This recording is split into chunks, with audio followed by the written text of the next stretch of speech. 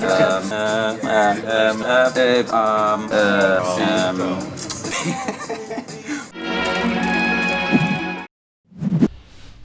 and welcome back.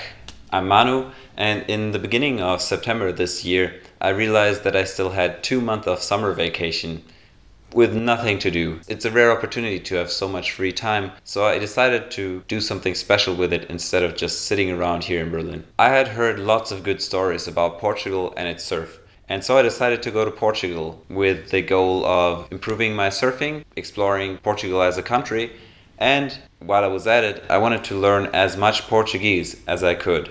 I had no place to stay and no real plan of what to do really.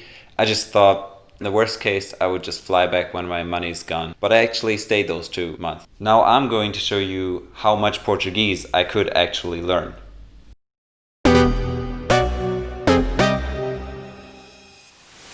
So this is how I looked like speaking on day 1 after 1 week of learning Duolingo.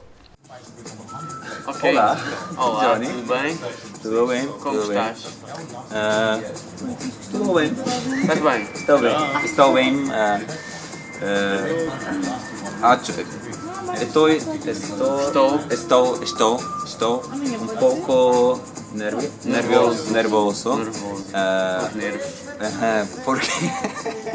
Porque não falo português. Quando chegaste a Portugal? Como se diz ayer em português? Ontem cheguei a Portugal, a Lisboa, às 7 horas. O que é que fizemos hoje? Sim, hoje fomos a uma praia. Pero antes Sim, onde é que a gente começou? De manhã a gente foi. Foi fazer o quê? De manhã.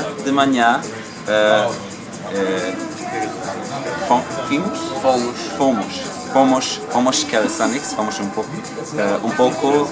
esporte. Fazer exercício. Fiz workout. Fomos exercício. Nice. As you can see, at this point, I'm struggling to build even simple sentences, and it takes me like 30 seconds to produce one. My lack of vocabulary completely disrupts the conversation flow, and I always have to look at Jonathan for help. It might be obvious, but I can't talk freely at all at this point. I'm talking about the simplest topics, and most of the sentences that I used I had practiced before, like for example the sentence, I don't speak Portuguese. No falo português. Still, I'm really proud that I could even understand the Portuguese questions and that I put myself in such an awkward conversation of speaking in front of a camera in a language that I don't know. It's important to note though that without Spanish, not even this simple conversation would have been possible. Because of Spanish, I already knew the general sentence structure of Portuguese and I knew or could guess words. In the beginning.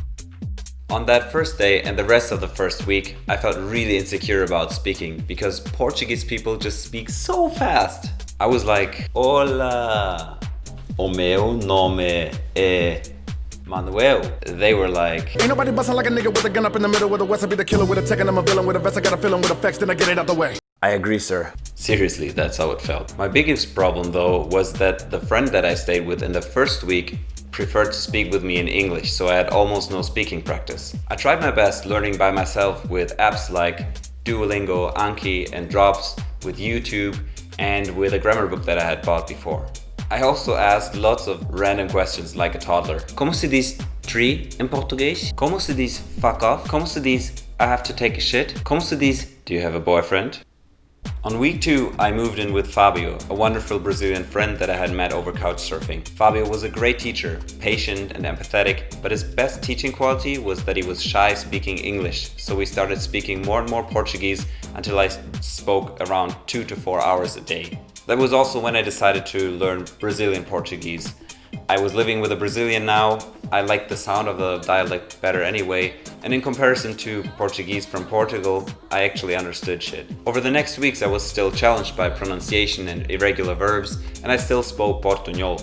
but with way more confidence day by day. Around week 6, I read my first novel in Portuguese, 11 Minutos by Brazilian author Paulo Coelho. I recommend it to any Portuguese learner because he writes in very easy language and it's a great story about how a girl becomes a prostitute. After 8 weeks, I made another video of me speaking Portuguese, just 3 hours before my flight back to Berlin. Here it is. Olá, estou agora em Portugal há 7 semanas. Sim, então hoje é o 9 de novembro.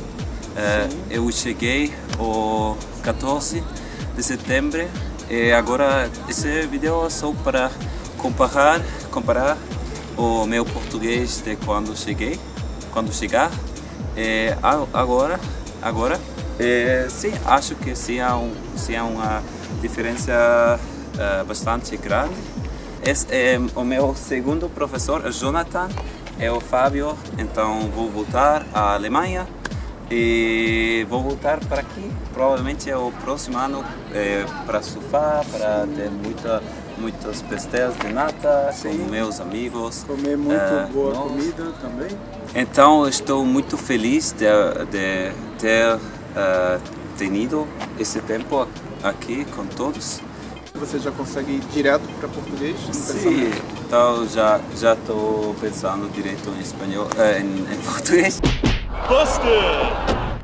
Even though my Portuguese is still far from perfect, and I probably made lots of mistakes in this video too, I can now speak about almost anything, except for very specialized language like protein synthesis or a democratic deficit, or how a car engine works. My speech was now very fluent, and I could build complex sentences very easily.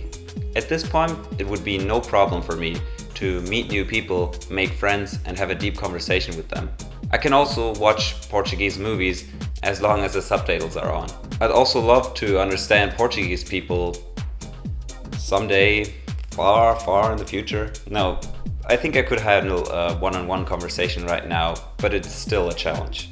In conclusion, I'm really happy about how far I got in these 2 months in Portugal. The last thing that I want to say is a message to all the people that helped me in the journey there. Esta experiencia de novo me recordou do que bonito é aprender um novo idioma, porque proporciona encontrar novos amigos e conexões, fazer experiências fora das nossas zonas de conforto, descobrir um país e a sua cultura mais profundamente, abrir portas e caminhos para oportunidades nas nossas vidas pessoais e conhecer melhor a si mesmo. Sempre é uma experiência cheia de diversões, aventura, desafios e uma expansão dos nossos horizontes pessoais. Muito obrigado a Zé, Jonathan, Valdo, Bianca e Fábio, porque só por vocês e a sua amabilidade e paciência eu pude fazer essa experiência maravilhosa.